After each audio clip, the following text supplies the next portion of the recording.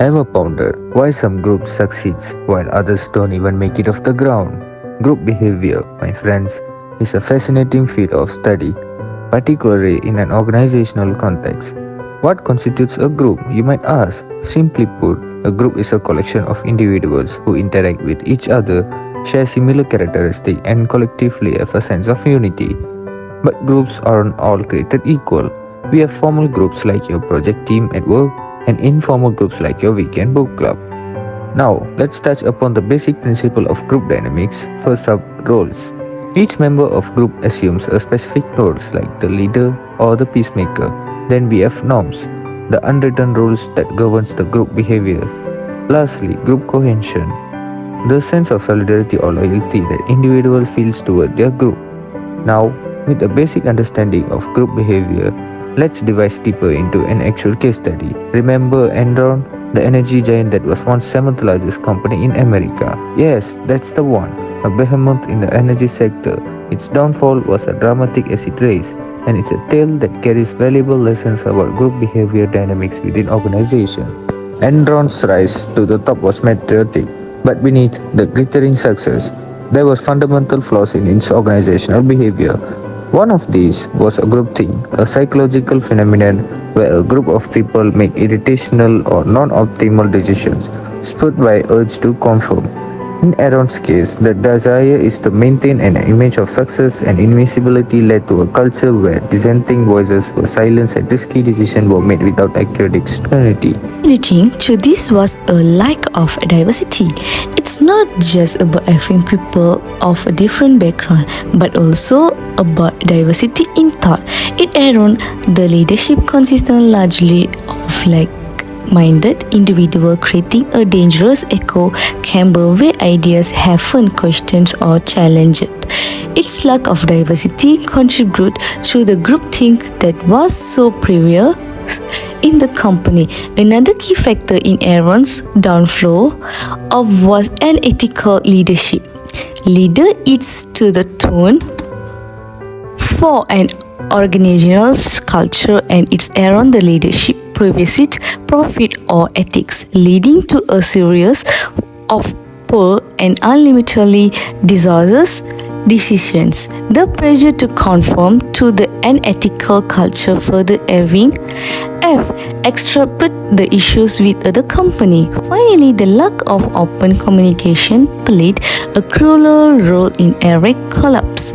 Employees were discovered from voicing corner or questioning decision, creating an environment of fear and silence. This lack of transparency and openness allowed the company issue to fester and grow, ultimately leading to its downfall. The collapse of Enron served as a stark reminder of the power and potential pitfall of group behavior in an organizational setting.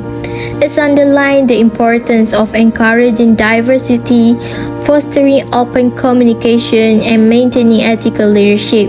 Because when these elements are missing, even giants can fall. So what can be learned from the Enron debacle? And how can this knowledge be applied in a practical setting? Let's take a moment to reflect on the key points we have discussed. The Enron case study brought to light some significant insights about the dynamic of group and team behavior.